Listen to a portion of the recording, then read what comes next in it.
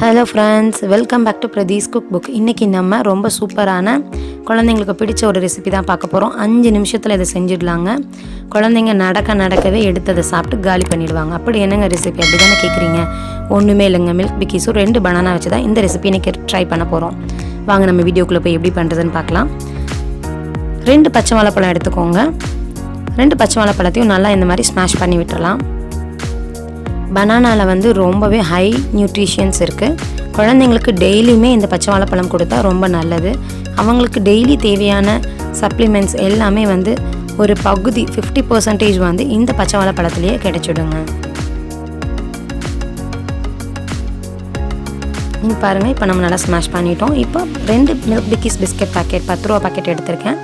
அது ரெண்டையும் நல்லா நம்ம நைஸ் பவுடராக மிக்சியில் அரைச்சிட்டு வந்துடலாம்.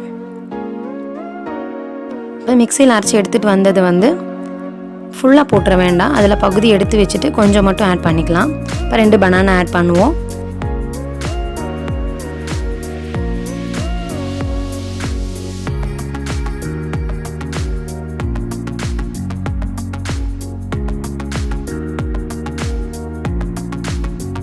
இப்போ இதை நல்லா பிசைஞ்சு விடலாம். பாருங்கள், இப்போ இதோட கன்சிஸ்டன்சி வந்து ரொம்ப லூஸாக இருக்குது. இப்போ நான் மீதி எடுத்து வச்ச அந்த பவுடரையும் இதில் ஆட் பண்ணிடுறேன்.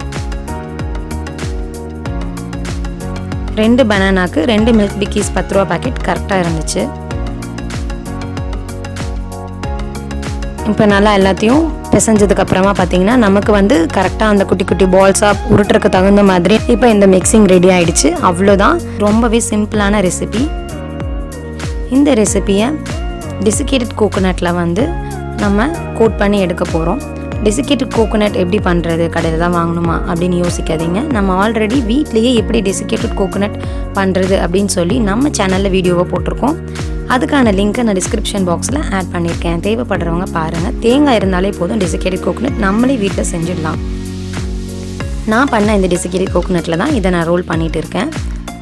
அவ்வளோதான், ரொம்ப சூப்பரான milk Bikis plus banana balls வந்து ரெடி ஆகிடுச்சு. இதை வந்து நீங்கள் ரெடி பண்ணதுக்கப்புறமா ஒரு 2 hours நல்லா ஃப்ரிட்ஜில் வச்சு எடுத்துக்கிட்டிங்கன்னா உங்களுக்கு வந்து இந்த பால்ஸ் வந்து பார்த்திங்கன்னா நல்லாவே இருக்கும். சாப்பிட்றக்கும் வந்து நம்ம நிஜமாகவே லட்டு சாப்பிட்ற மாதிரி அந்த ஒரு ஃபீல் வரும். குழந்தைங்களுக்கும் ரொம்பவே பிடிக்கும். அவ்வளோதாங்க, இந்த ரொம்ப சூப்பரான சிம்பிளான இந்த மில்க் பிக்கிஸ் பனானா பால் வந்து நீங்கள் உங்கள் வீட்டில் ட்ரை பண்ணி பாருங்கள். அப்படியே ட்ரை பண்ணி பார்த்துட்டு எப்படி இருந்துன்னு சொல்லி என் கூட கமெண்ட் செக்ஷனில் ஷேர் பண்ணிக்கோங்க. இந்த வீடியோ பிடிச்சிருந்தால் லைக் பண்ணுங்கள், ஷேர் பண்ணுங்கள். இது வரைக்கும் நம்ம சேனலுக்கு சப்ஸ்கிரைப் பண்ணாதவங்க சப்ஸ்கிரைப் பண்ணி எனக்கு சப்போர்ட் பண்ணுங்கள். அப்படியே பக்கத்தில் இருக்க அந்த பெல் ஐக்கானையும் ப்ரெஸ் பண்ணிவிடுங்க. அப்போ தான் நான் போடுற இந்த மாதிரியான இன்ட்ரெஸ்டிங் வீடியோஸ் உங்களுக்கு எப்போவுமே நோட்டிஃபிகேஷனாக வந்திருக்கும். தேங்க்யூ ஃபார் வாட்சிங்.